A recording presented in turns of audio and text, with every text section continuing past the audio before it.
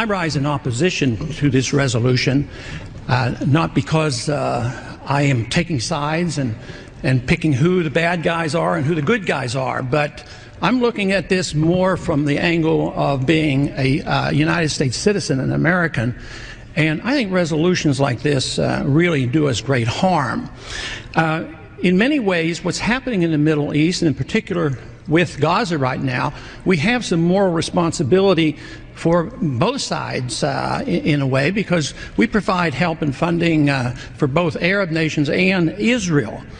And so we definitely have a moral responsibility, and especially now today, the weapons being used to kill so many Palestinians are American weapons, and American funds essentially are being used for this. But there's a political liability which I think is something that we fail to look at, because too often there's so much blowback from our intervention in areas that we shouldn't be involved in.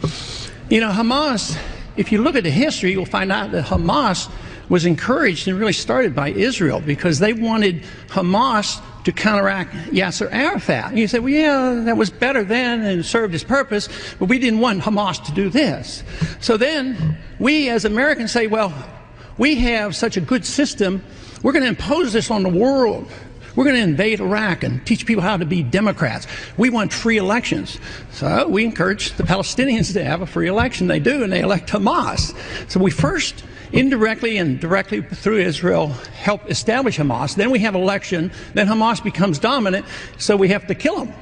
You know, it just doesn't make sense. During the 80s, you know, we were allied with Osama bin Laden. And we were contending with the Soviets.